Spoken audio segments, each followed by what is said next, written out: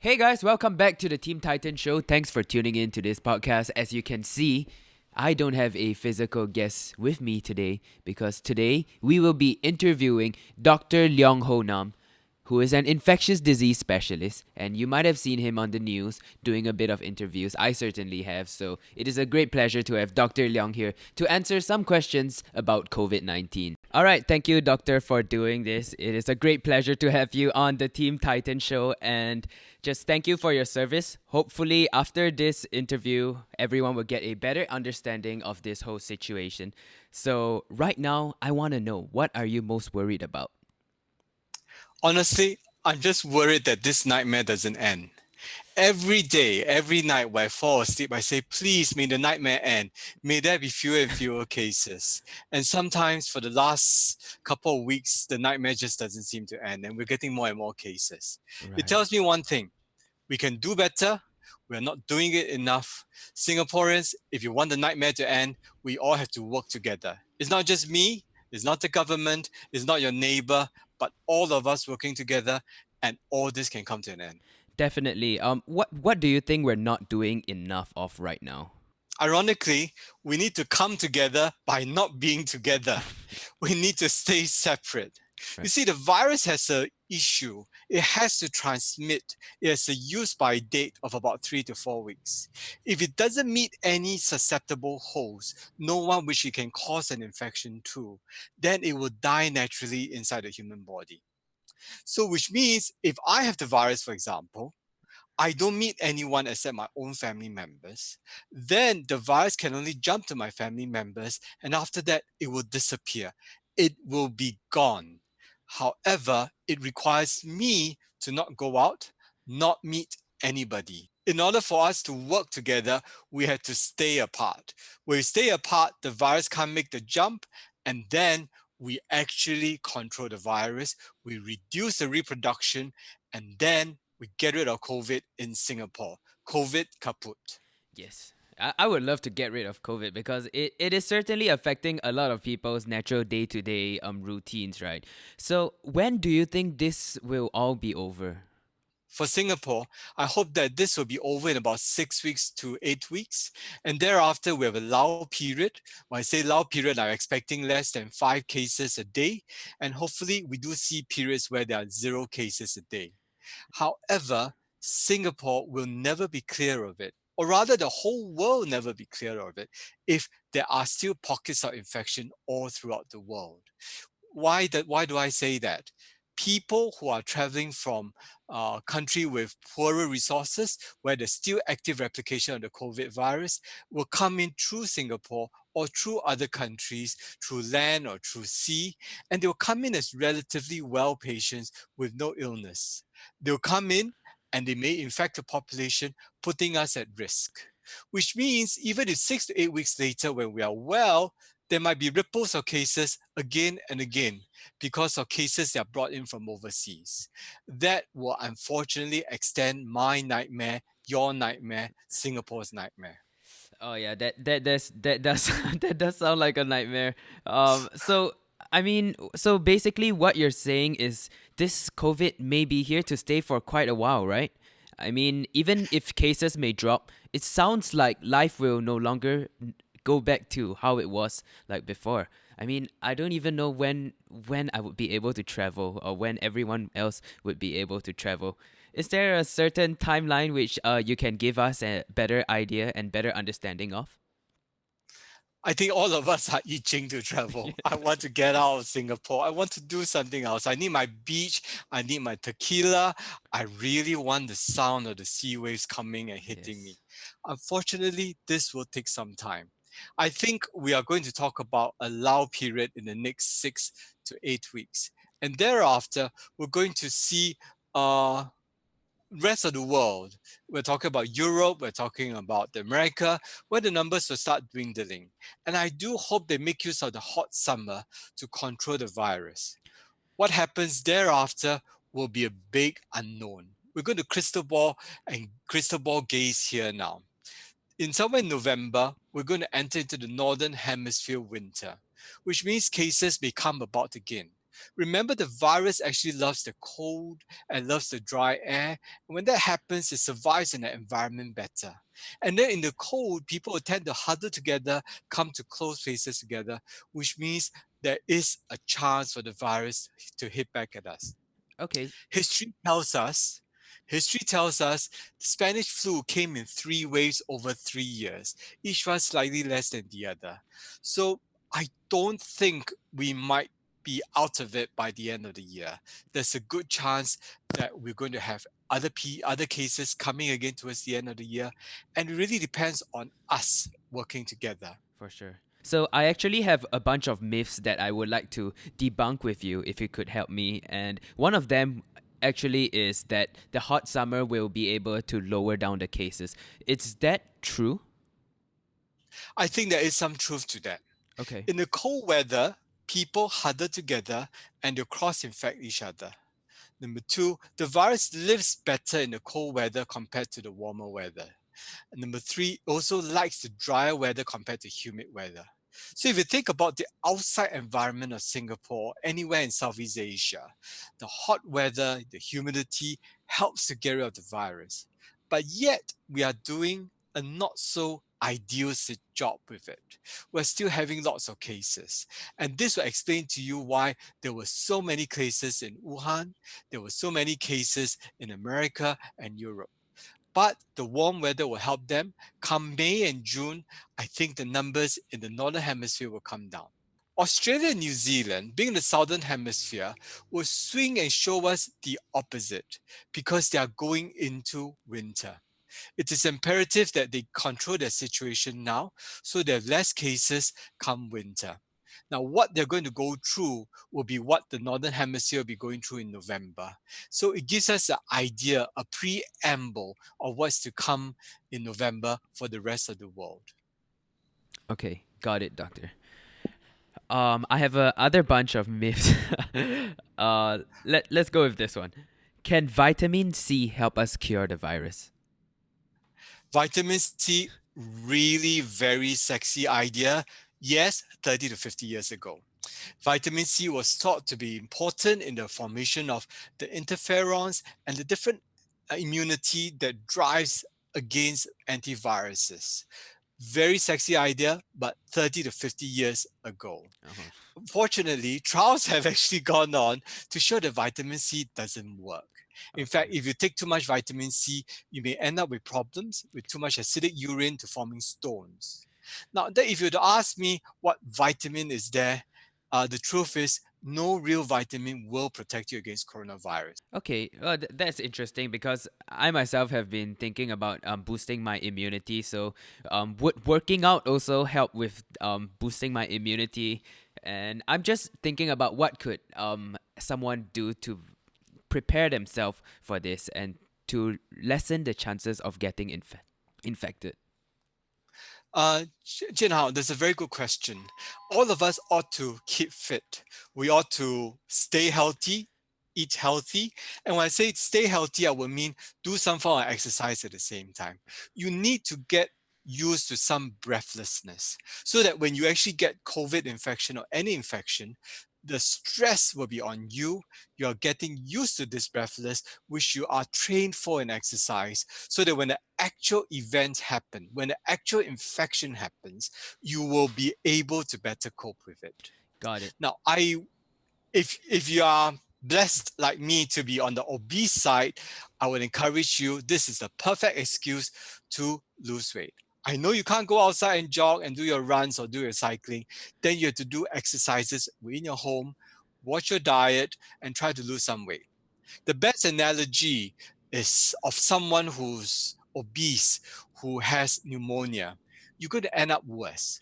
The easiest illustration is this. Try lying flat on the floor.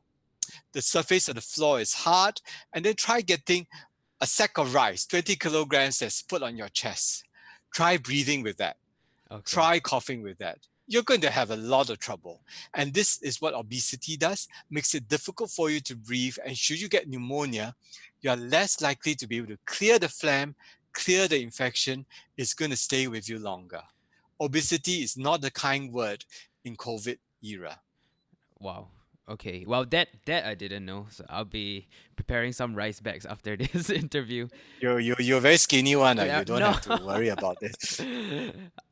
I have questions about mental health because people have been cooped at home for a long period of time, right? So how does this affect one's mental health? Because I actually did a poll on Instagram and a lot of them are saying that they are feeling anxiety. I understand that anxiety is a word that's thrown around pretty easily these days, but how would one cope with anxiety at home? Or just I feeling uneasy? That's difficult because no man is an island. All of us survive and live with social context. And social context means meeting each other, not just by phone, but actually holding hands, shaking hands, sharing a drink together. That physical proximity is actually very therapeutic. I think it's really challenging for everyone, young people or old people, or anyone who's used to a very active social lifestyle to be cooped up at home. I think we have to try to think of other means, other ways to deal with this issue of loneliness. And there's a medical term for it. We call this cabin fever. You literally go crazy because you're stuck inside a cabin. So, what are some of the things which I would do is number one, do a form of exercise. I think exercising will help. You do stationary exercises rather than running around. Or if you're incredibly uh, entrepreneur, you can try running, doing the marathon on the balcony. Number two, you can also try to have a regular planned schedule of eating and sleeping. So there's a certain routine to it. So you look forward to the next event. Number three, do have your calls on social media. You could post on Instagram or whatever is happening, or make a video of yourself, do yourself something silly, post it on YouTube. I would also use the opportunity to read and catch up what's happening to other people. I thank God that we have social media now to link us up together. Imagine this happening in 2003, SARS. Oh no. Jian Hao, you may Yeah. not be really, but those were days where you had only SMS Mhm. and phone calls. And if we were cooked up during those days, it would have been worse. Yeah, for sure. Now, I can't imagine life without Wi-Fi if I was at home for wow, six more weeks. This is gonna be 6 more weeks. yeah, Yeah, but sorry, you were it's going to saying? be terrible. Uh, so I would strongly encourage everyone to make use of technology to link up with others. And have have the chance to explore this with you. Look, between us, there's easily 10, 20 kilometers, but yet we are doing this meeting together quite successfully, sharing. I get to see you quite clearly and you do of me. Yep. And then, and even before the show started, we exchanged some jokes. Yeah. Hey, we're chilling it out. We can do this together. Not to focus so much on the fact that you can't go out, you can't get your hair cut, can't get your bubble tea, but instead focus that we have new toys and new things which you can experiment with. And you can still order in your food.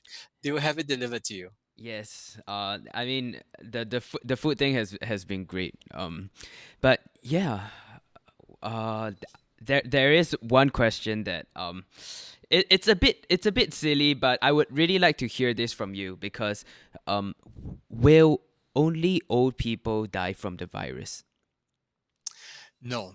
Unfortunately, even the very young can die from the virus. We stratify in terms of risk. The older you are, the greater the risk of you dying. But the younger you are, the chances of you surviving through will be very good. In general, anyone who's less than 40 years old have very, very low chance of dying. Then why do the elderly die from this illness? There are a few reasons. Number one, the immunity is a little bit different from that of a young person. The response to the virus is different. There's too much exuberant response, and you end up scarring, damaging the lungs. And your lungs can't breathe, your lungs can't work. You develop other problems. You need the machine to help you to breathe, and you get infections. Number two, when you actually at 60 or 70 years old, you don't just enter 60, 70 years old in a pristine condition. You're going to come with a little bit of high blood, a little bit of diabetes, and heart problems. We know that this COVID infection does stress the heart a little. it causes the risk of heart attack to go up. Now, recent new finding is that it tends to form clots as well. Patients with COVID infections tend to form clots in the various vessels. Imagine a clot forming in the heart vessels or in the brain, you will get a heart attack or a stroke. So the elderly, unfortunately, are at risk. Can we do anything about the elderly? We literally keep them far away. Physical distancing helps tremendously. If the virus is here and you're more than 2 meters away, the elderly can say, nah, nah, nah, nah, nah, you can't touch me. That's what we do. Keep the elderly away, and the virus is all far, far away. So I've kept my parents in the house. They have the helpers with them. I don't visit them. I might bring something. I leave them at the front of the door for their food, but I don't get to see them. That's the way to keep your elderly safe. And eventually, you, we will come out of COVID 19. We will come out stronger. When that time comes, our parents can come out again and things will be just fine. Speaking of the elderly and staying at home, are you afraid that there will be other issues that may arise from staying at home and not meeting each other than the COVID-19? Because yes, I mean COVID is serious, but what if there's other serious issues that could come up? Have you gone through any of that, or would you be concerned about that? You're talking about the elderly or ourselves, the young people? Everyone in general, but I'm speaking, I guess, speaking in terms of perhaps not visiting my grandma for Mm, 2 months, and how that may impact her, especially for those who spend almost every weekend or even every day with their yeah. grandparents. So it's definitely a change of routine, and maybe Yeah. you could suggest how to deal Okay. with that. Now, for the elderly, meeting them, greeting them, saying hello, or the occasional hug means a lot to them. So when there's a break in routine, there's a change, it makes it really, really difficult for the elderly. Now, we will need to bypass that. We need to overcome that. And the only solution I can think of is to actually get them engaged through visual communications. So you open up the camera and start talking to them, and then you hug them, and you actually do little kisses on the screen so that they appreciate it. Again, explain that why you can't come, and most of the elderly appreciate it. They will listen to the news, they'll understand the need for social distancing, go into the physical hug thing, go a big smack on the TV, on the screen, and then this would show up very nicely, and grandpa, grandma might just be able to overcome that. Now, you can do something else too. You know what they like, you know what they like to eat, then ordering for them. And then when the food gets delivered, you give a call, say, hey, grandpa, grandma, this is your favorite. Okay, as you eat it. And then you could have the share here as well. You could do it like the Korean or the Japanese way. We enjoy watching each other eat.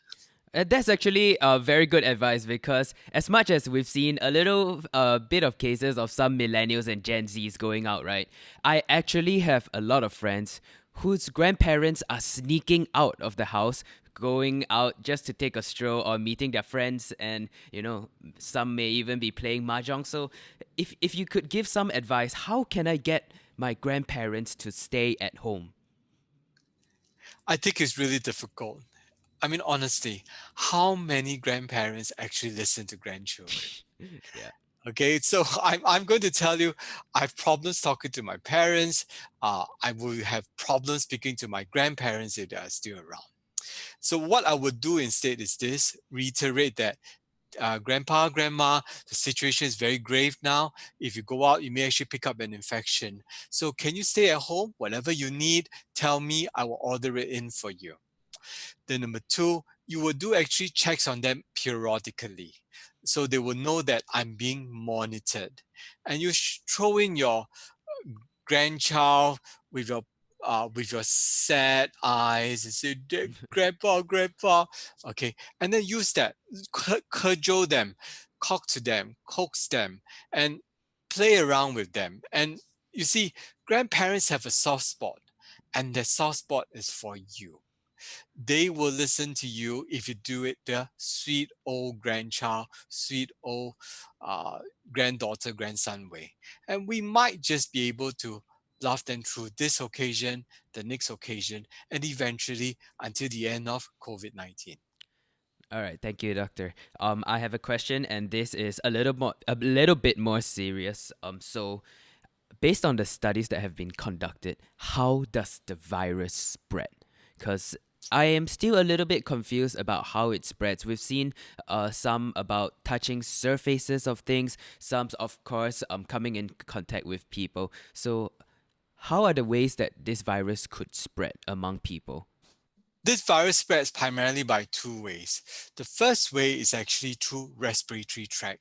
When I breathe in and out, small amount of virus comes out. This amount of virus that comes out, we expect it to travel up to about 1 meter.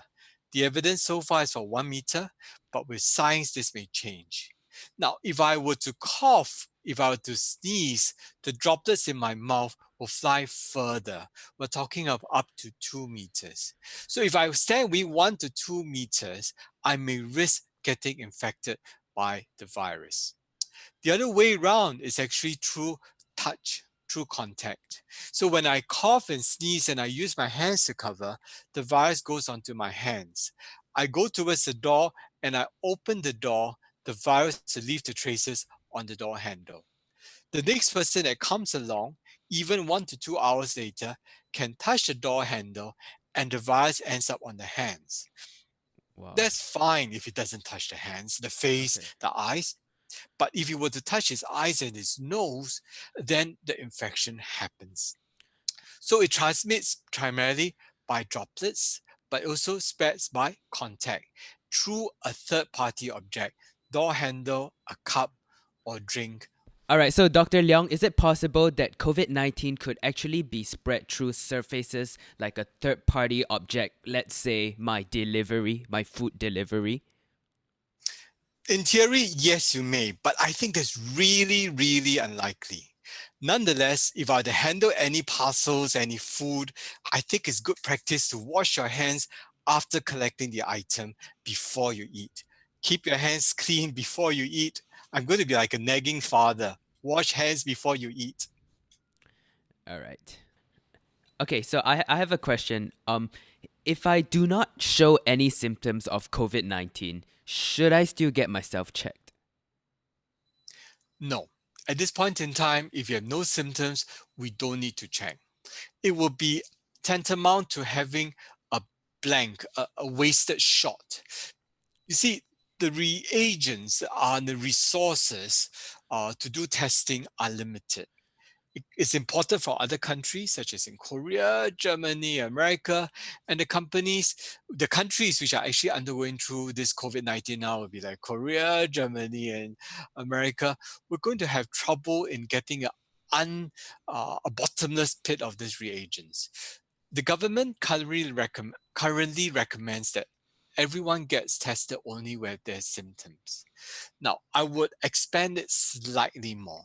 If you are in contact with someone who has COVID 19, who was just recently diagnosed, you feel a little bit of a scratchy throat, you feel a little bit of cough, or a very good useful sign is actually you lose your sensation of smell. When that happens and you've been exposed to someone with COVID 19, go forward and get tested, even though the symptoms may be mild, because there are many, many patients with COVID 19 that have very mild symptoms or no symptoms at all. So do it when you have symptoms or do it when there's an epidemiological link. That means you are associated with someone who has COVID 19.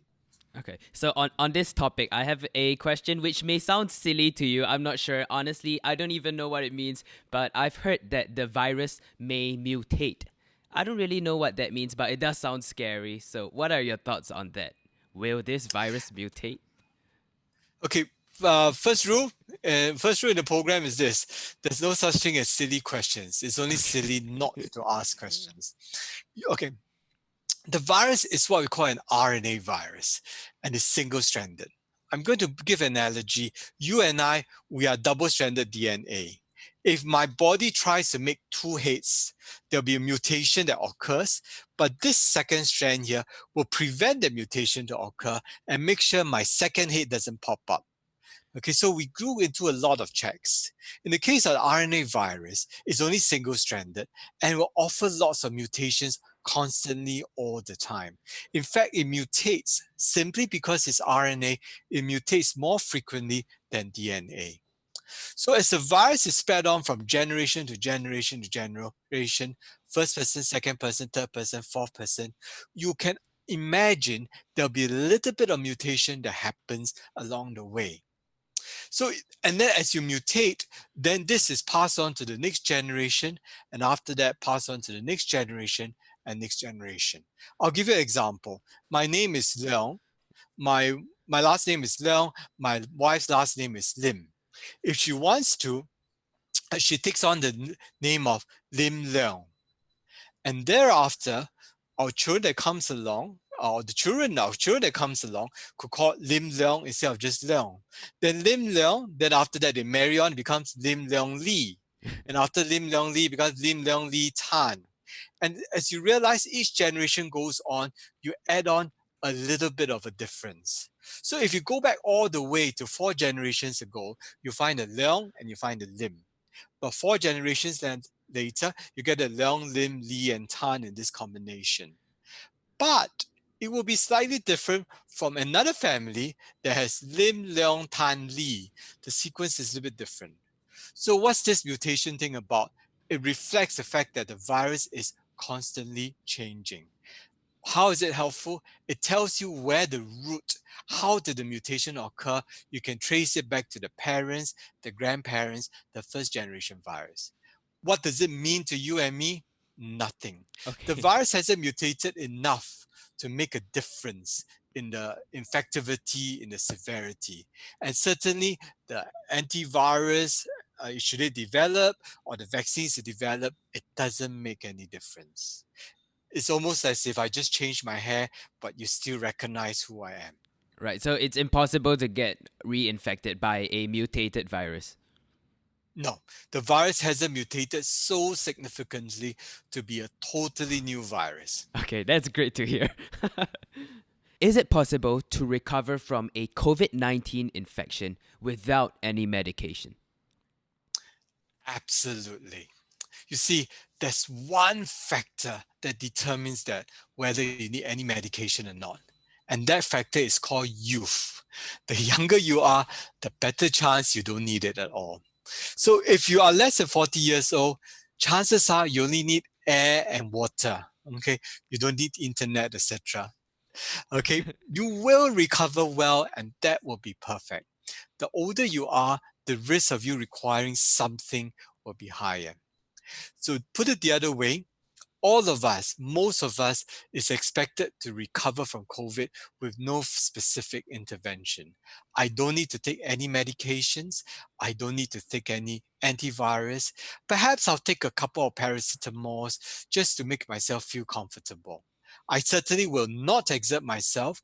I'll try not to do the marathon on the balcony. I will just chill out, relax a little bit if I'm feeling unwell. And certainly go and see a doctor if I'm not improving. Okay, so how would you determine if a COVID 19 patient requires to go to the ICU?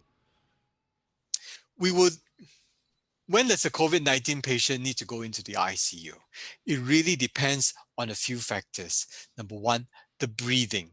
Is he able to breathe with room air, or does he need a bit of supplemental oxygen? Or have we given him 100% oxygen and he's still not coping? In such a situation, we'll need the machines to help him to breathe, and that's where he goes into ICU. Some of the patients ends up with very low blood pressure. When that happens, we would give medications to support and lift up the blood pressure, and this will help the person. Remember, a lot of the people who develops complications are the older age group individuals. They may end up with a heart attack, they may end up with a stroke, they may end up with unexpected complications where you need to have extra care, extra monitoring, and that's where they go into intensive care unit. Now, so far, majority of the patients are recovering well despite having to go into intensive care unit. Again, it is the very old, the elderly with comorbidities that makes it difficult for them to come out of it. Now, the for those people who have been reading around the topic, you realize that the critical care units or the ICU beds are the most important precious commodity there is in the whole country. If you saturate all the ICU beds, then a person who's truly sick will not have the chance to come in, make use of facilities, and with that, death rates goes up. It is imperative thus that we keep our ICU beds relatively empty so they can cope with a sudden upsurge in numbers and survival. The outcomes will be much better for the country, for the individual with COVID 19. Okay. So I have a baby who's 7 months old. Should I be worried? In theoretically, we would always be concerned about infections in children, young children. But we're a little bit surprised with COVID 19. The young children, the very young, seems to do reasonably well. They do much better than someone of my age. So I wouldn't be particularly worried. But nonetheless, I'll be watchful over the child and make sure that the child doesn't have a significant fever, the child is eating well, and is playing well. Of course, check the poop and the pee regularly. If that happens, well and fine, I think your child will be okay. In general, the rule of the thumb is this: children do much better with COVID 19 than the older parents or the grandparents. Youth, it has a protection. All right. So when are we likely to obtain a virus for COVID-19? I mean, it's taking a Vaccine, you mean? while. Yeah, a vaccine. Okay. The vaccine will take quite a bit of time. You realize the vaccine has to be safe for the individual and shown to be effective with no significant side effects before the vaccine can be marketed. I'm going to take you through the stages. The first stage is actually with animal models, the rats, where they'll give it and make sure it doesn't kill the rat and make sure that the right antibodies are developed. Then they try on a small group of healthy individuals to make sure there's no real side effects from the vaccine. Then they go into a larger group of people in the country with active infections. And hopefully it shows that it's safe, there's immunity that develops. That's phase two. And the last phase, which is phase three, is to do a large trial, many individuals in a place with active COVID infection. And we'll see between those who have taken it and those who have not taken it to see how many actually benefits. Then you know the differential advantage by taking the vaccine.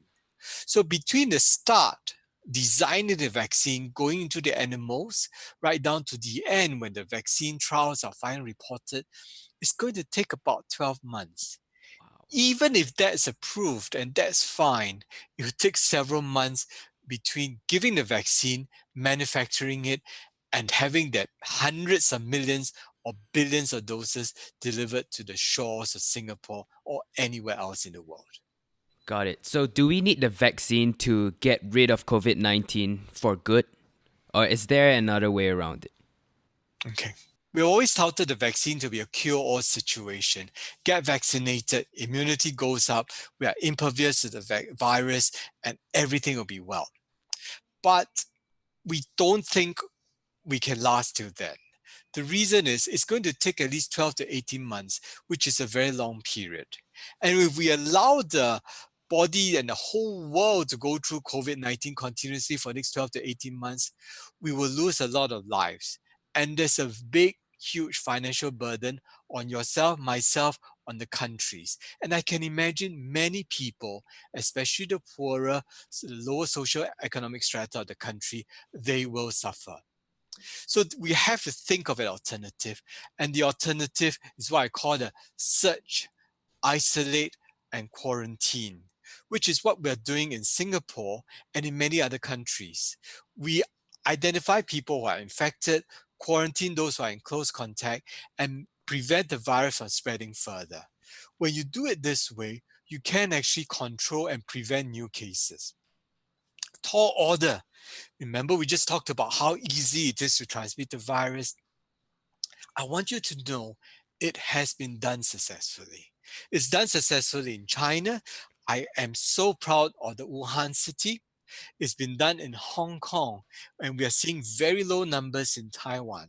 If you remember, even South Korea, with the large outbreak in one of their provinces, they've controlled down to just a trickle of cases. What it tells you is this: we may not need the vaccine. Having the vaccine is great. It is a seat belt, it is a safety guard situation. But through brute force, sheer will determination, and cooperation by staying apart, staying away, we have another alternative source of control of the virus. Singapore, the whole world, we can do it. We can all work together by staying apart. The further we stay apart, the more successful we'll be and the more kaput COVID-19 is. Awesome. I want to end it there. But I have one really good question from one of the fans. And this person asks, if the cases were to spike up, do we have enough facilities? Okay, this is Singapore, right? Okay, Yeah. okay. At this point in time, if the cases is to spike up, we need to look realistically. If it's the young people that are getting infected, like the dormitory workers at this point in time, we have the capabilities, we have the facilities, and I can tell you, every single doctor in Singapore will put on our suits, put on our armor, and we will nurse each and every one of them well. The problem happens if a lot of the people becomes very sick who are elderly. They require intensive care unit. It will be a major drain and strain on the intensive care unit's base. When that happens, I assure you, even the private sector doctors and the hospitals will come on board to help heal everyone. We have a little bit of margin left, but please don't test the margin. We can still cope at this point in time, and I think, and we are confident we can cope with the uptick in dormitory cases, but eventually, we still need your help to knock this COVID virus back to its source. Okay. One last thing, doctor. Can you just tell everyone how important it is to wear a mask when you're outside? Okay.